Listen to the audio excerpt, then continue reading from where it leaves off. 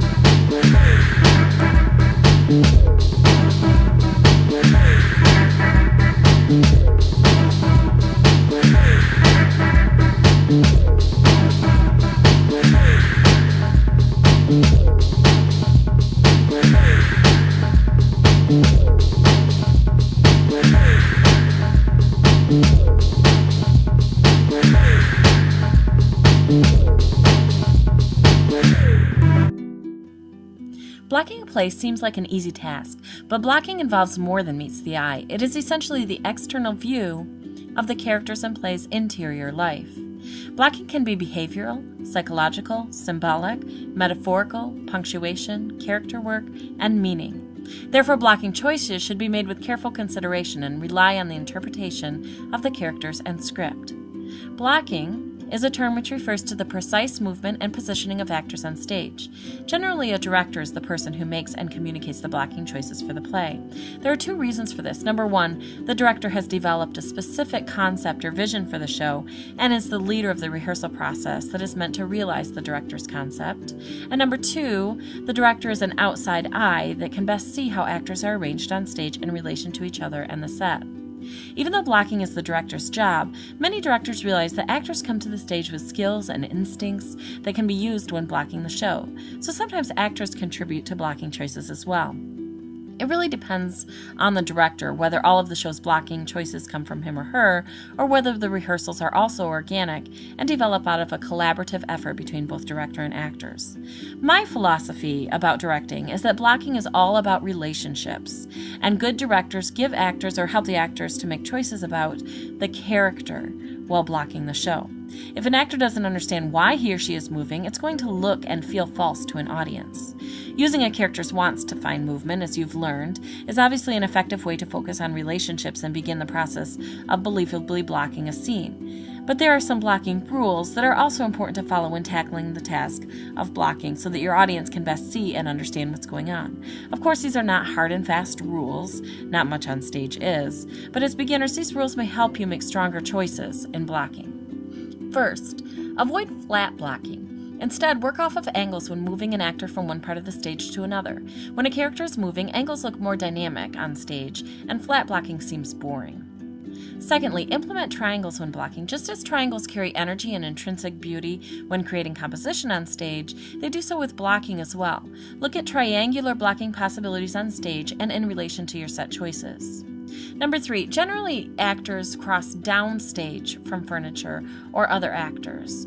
You should do this because scenes behind furniture can make the characters feel distant and unrealistic. Keep crosses in front of objects on stage.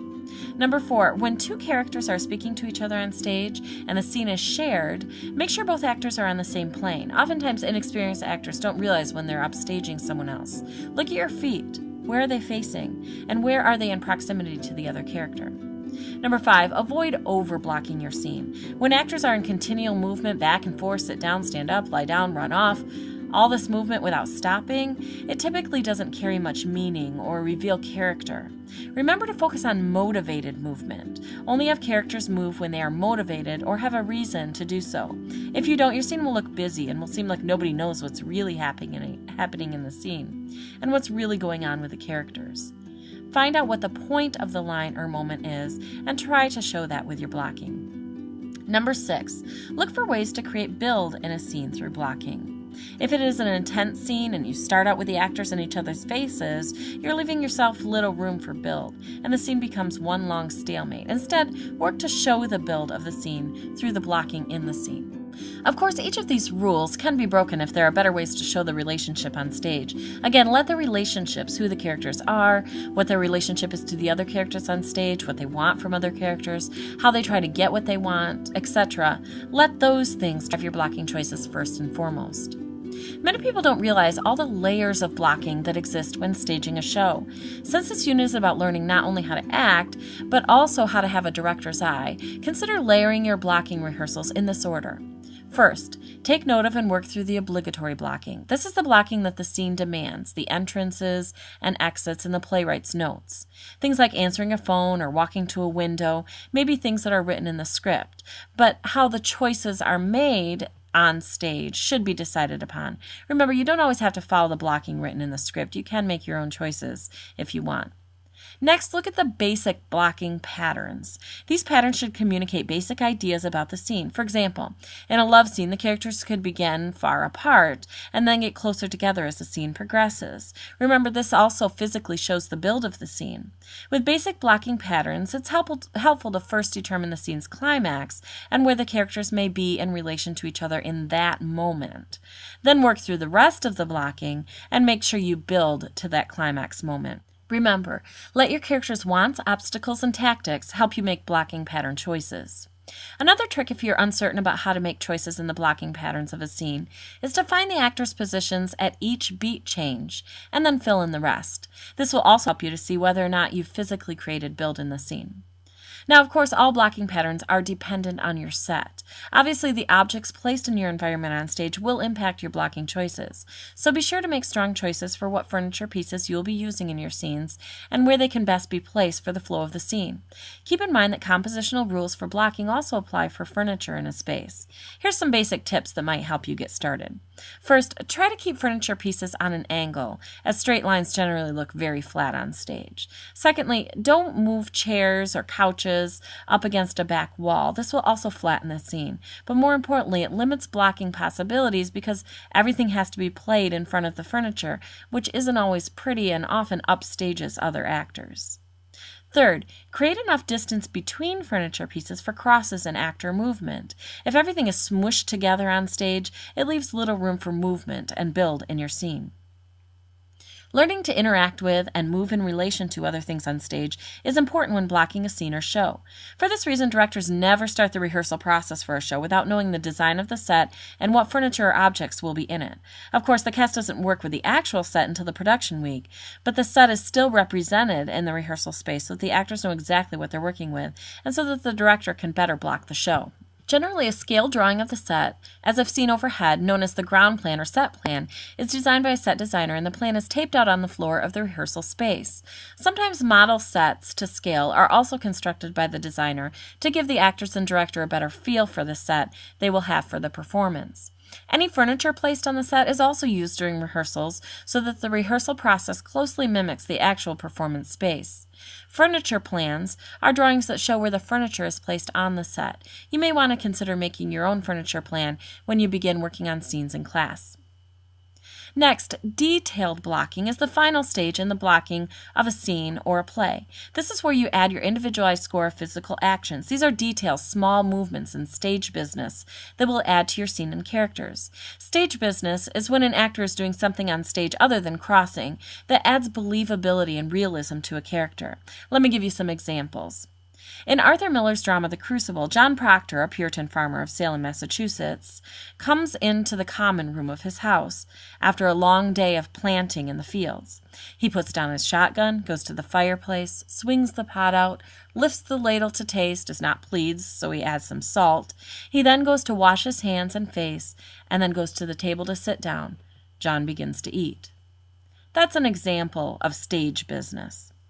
Another example, in Crimes of the Heart by Beth Henley, 30-year-old Lenny McGrath comes into her kitchen carrying a brown paper bag. Saddened because everyone's forgotten her birthday, she pulls out a package of candles from the bag, retrieves a cookie from the cookie jar, takes a candle from the package, tries to stick it in the cookie, and then finally sings Happy Birthday to herself.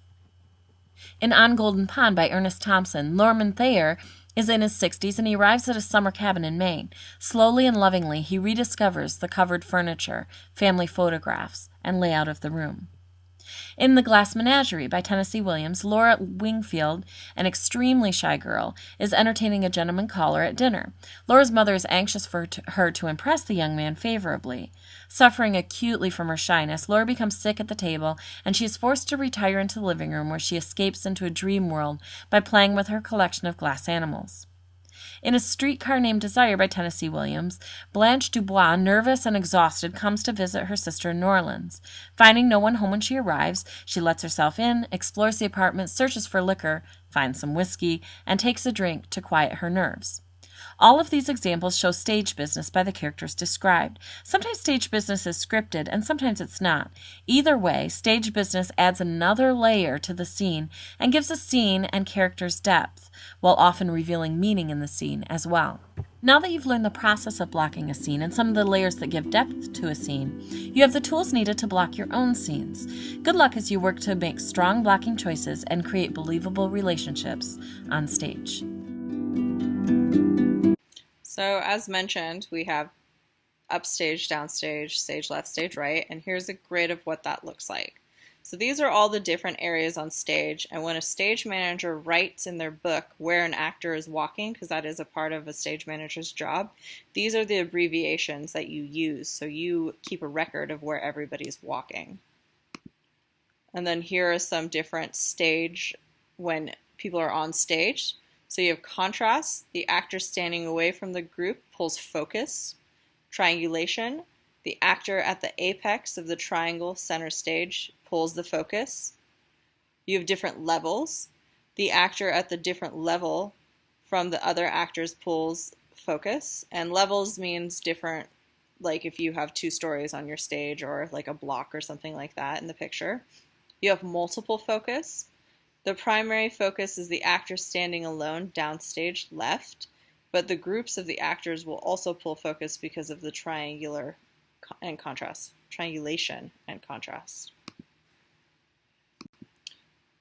And then here's another picture. Notice how every seated actor's focus is on the actor standing. The director is utilizing a level, gaze, and contrast to draw the audience's eyes to the standing actor. And then here's a picture. Can you see how the director is using triangulation with the blocking? And another great thing about triangulation is that you can see, depending anywhere you sit, you could probably still kind of see every character. Versus people being on a straight line together, then you can't see. If you're sitting on the side and you are on the same like talking playing field, you're not going to be able to see the other person on the side of the conversation. So there are kind of 2 types of directors that fall into categories, or at least we'll say there's 2 for the sake of our book's argument. So you have interpretive directors who attempt to translate the play from the page to the stage as accurately as possible.